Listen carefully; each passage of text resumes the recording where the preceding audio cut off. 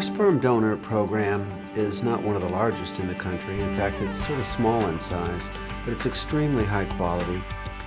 All our donors are completely anonymous. They are pulled from the three major universities here in San Diego State, University of California, San Diego, and University of San Diego. We obviously are very interested in the donor himself, how he portrays himself, how he presents himself, what his interests are. We also are more concerned with his family history because that's important to any recipient. The donor's going through a rigorous screening process in which we look at his social behaviors, look at his physical aspects, and we also look at his physical screening, which including complete health screen, infectious disease, STD, and whole health exam. Some patients will come in with a predestined person they have in mind to father their child. And that is what we refer to as a known donor or directed donor.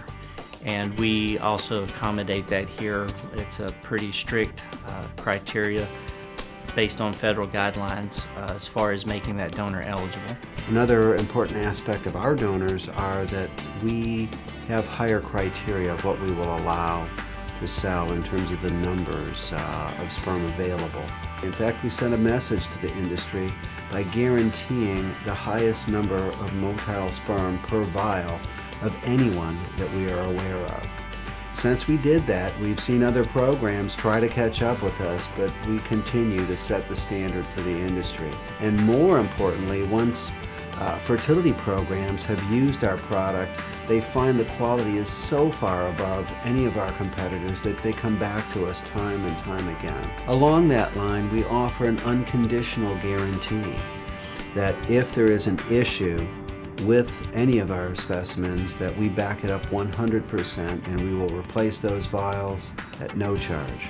A lot of people will go online and look at the website and kind of just look around looking at our donor profiles. Their next step would be to call in and set up what is called a donor consult, where we sit down with the couple or the individual and just go through all the donor profiles, what they're looking for, kind of like how the process works. The short profile gives height, weight, eye color, hair color, skin tone, facial features, and then the more in-depth profile goes into the family history and the screening questions that we actually ask the donor. Some of the most popular questions we get as far as a donor is, one, is they're good looking? That's usually the number one question. Number two is, what is the donor's personality? That's important to patients. I mean, they can obviously see by the profile and kind of get an idea of what his characteristics are, hair color, eye color, things like that. But they usually like a more descriptive analysis from the staff to kind of give an insight to the donor. They're having to put a lot of trust in us in our evaluation of that donor and our critiquing of that donor and the information that we're giving them to make them feel comfortable in their choice, because it is a very difficult choice sometimes. And then in other patients, it's a very easy choice. They have a specific criteria. They're not really too concerned about certain aspects. They just have this criteria and they just want to match based on that criteria. And sometimes that's just a photo matching. They want it to match close to the partner. And that's an easy one. It's more when they're really thinking about this donor and this child, it does get kind of an emotional decision for them.